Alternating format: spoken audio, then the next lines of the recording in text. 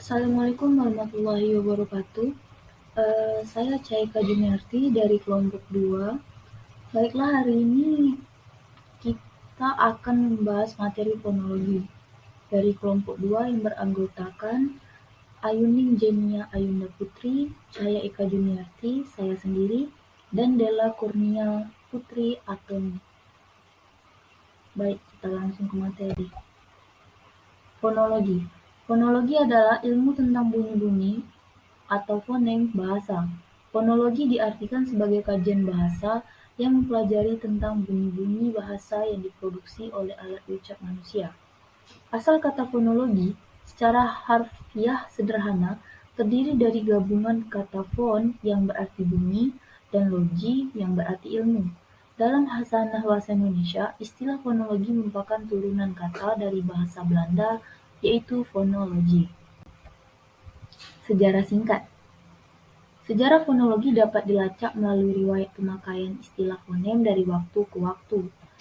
Pada Siding Masyarakat Linguistik Paris, 24 Mei 1873, Duves des Genetes mengusulkan nama fonem sebagai pedoman kata BJM Sparkhalt Ferdinand de Saussure dalam bukunya Memoires sur les systèmes primitifs des voyelles dan les langues Indo-Européennes. Memori tentang sistem awal vokal bahasa-bahasa Indo-Eropa yang terbit pada tahun 1878 mendefinisikan fonem sebagai prototip, unik dan hipotetik yang berasal dari bermacam bunyi dalam bahasa-bahasa anggotanya. Beberapa pengertian mengenai bunyi. Yang pertama, fonem. Istilah fonem dapat didefinisikan sebagai satuan bahasa terkecil yang bersifat fungsional. Artinya, satuan fonem memiliki fungsi untuk membedakan makna. Fonem dalam bahasa mempunyai beberapa macam lafaz yang bergantung pada tempatnya dalam kata atau suku kata. Contoh fonem yaitu T. Jika berada di awal kata atau suku kata, dilafalkan secara lepas. Contohnya itu seperti topi, topi.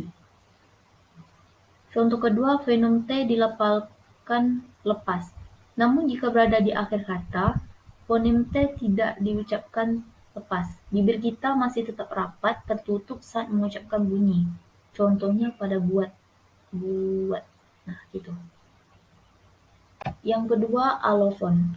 Varian fonem berdasarkan posisi dalam kata. Visual fonem pertama pada kata makan dan makna secara fonetis berbeda. Variasi suatu fonem yang tidak membedakan arti dinamakan alofon. Alofon dituliskan di antara dua kurung siku. Kalau P yang lepas kita tandai dengan P saja, sedangkan P yang tak lepas kita tandai dengan P lebih dari.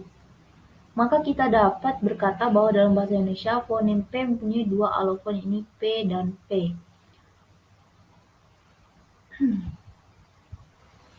Contoh alofon itu seperti kalau P-nya